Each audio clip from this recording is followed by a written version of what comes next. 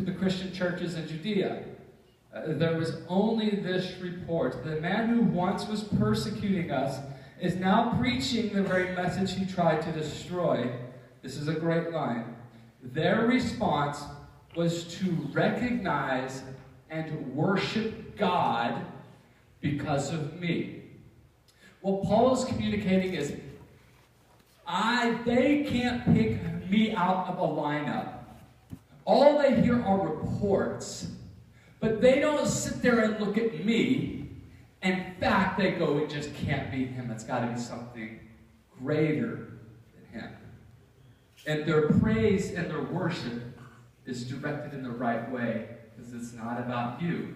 It's about feeling what he wants you to do. And when you live a life like that and your time is finished, no matter what age you are, when it is done, you, I believe, will hear some of the sweetest words your ears have ever heard.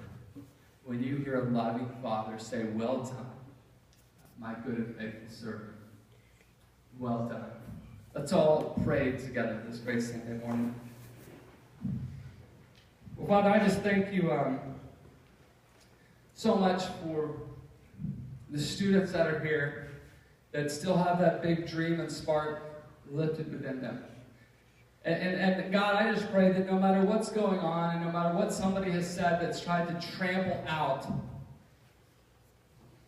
really what you have for them and why you created and made them to do, I pray that you would encourage them. And in this time of pause, in this time of reflection, as we're seeking you through prayer where you will be found, that you would encourage our hearts to say nothing really is impossible.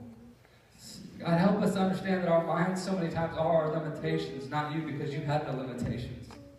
God, help us to understand that greater is you that is within me than the one who is in this world. That, God, that I am an overcomer. And no matter what is coming against me, God, you're working to the good because I love you and I'm working according to your purpose and will. So, God, I'm just praying that we would live lives as big as you called us to.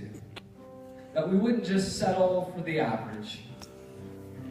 That we would be like the one you've created us to be, and that's way above average. And the dress over your head is not praying.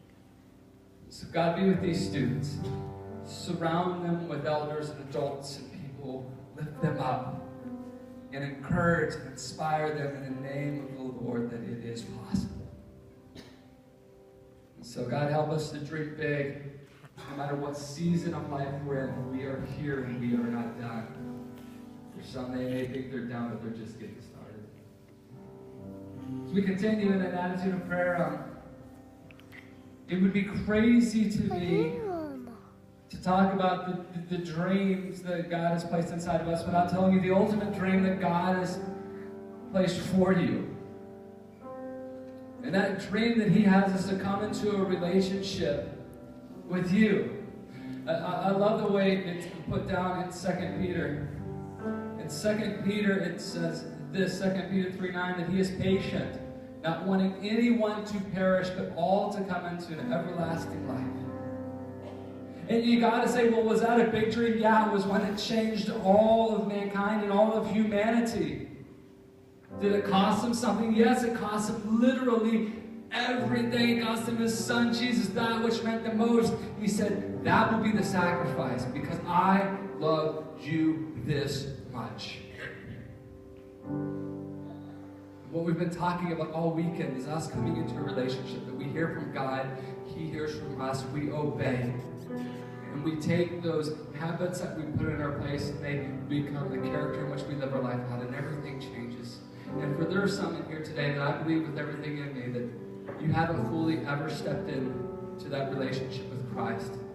You haven't fully said, you know what, it isn't about me, it is about him.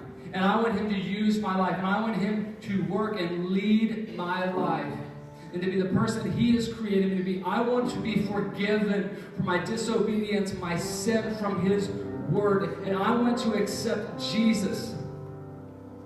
And I want to say yes to coming into a life-changing relationship with him. And I'll just be honest, students and adults alike, that's the starting point.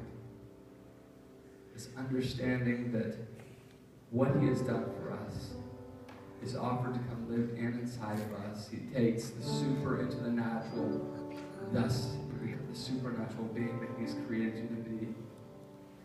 And so, God, I just pray if there's anyone in here that's kind of going, you know what, I've never really done that in a second. When we open up this altar, that God, they would come and they would talk and they would choose to accept you. Maybe there's others in here that, man, the first step of really getting plugged in is joining the church. You say, you know what, this is the church home that I found for myself, or I want to know more information. Or even there's those in there that go, man, I'm dreaming as big as I can, but I need prayer. I need prayer. Maybe you need to pray. What we're going to do in a second is open up this. And so, God, I just pray that whatever your will be, that it be done, and that you would speak and connect with your people. And as you communicate to us, we would listen, and that would transform and change everything about us. As we all stand for this last minute, let's all stand together. Father, we pray those things in your presence.